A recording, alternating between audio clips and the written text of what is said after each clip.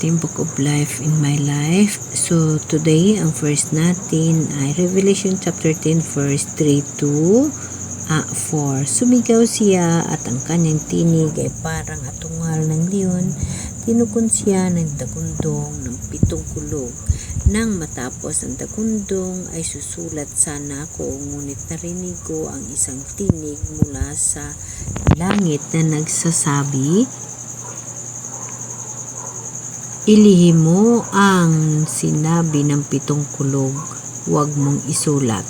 So ito mga kapatid ang sikreto sa Bible na hanggang ngayon hindi natin alam, walang nakakaalam. Kasi mga kapatid, para sa akin ito yung tinatawag na sikreto ng mahal na Diyos na pagdating ng araw na si Jesus Christ ang maghahari sa mundong ibabaw, sa bagong lupa at bagong langit, ito ay kanyang ipapahayag ang nilalaman ng sinasabi ng 7 kulog. So kumbaga ito yung mga alituntunin mga kapatid sa bagong langit at bagong lupa na kasama natin ang mahal na Diyos. Kaya nga mga kapatid, kahit hindi natin alam ang mga bagay na iyon, kailangan na natin magtitiwala sa mahal na Diyos.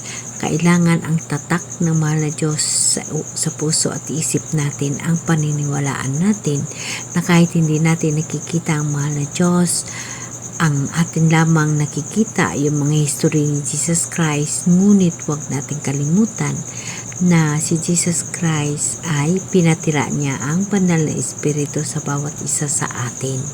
Kaya mga kapatid, ang 7 kulog, iisipin na lang natin ito na ito yung mga alituntunin pagdating ng araw sa bagong langit at bagong lupa.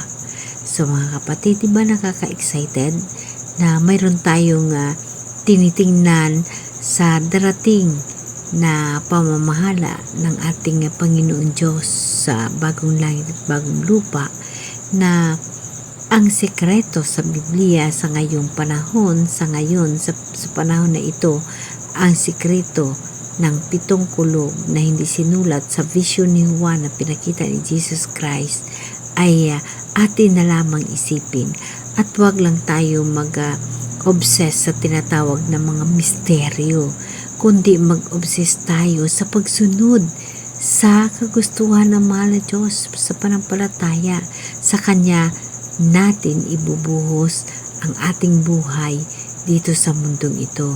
Kung ano man ang isinaad ng 7 kulog, atin lamang iyon iisipin sa buhay natin na yun ang mga alituntunin pagdating ng araw na ang Diyos ay babalik.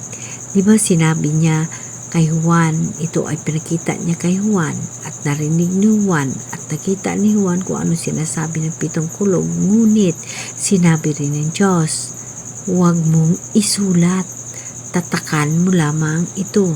Napakaganda, diba mga kapatid? Kaya lagi nating tatandaan na kahit anuman ang mangyayari at hindi natin mauunawaan sa buhay natin, isipin lang natin na ang Diyos nakatingin at alam niya ang mga lahat ng mga sekreto sa buhay natin.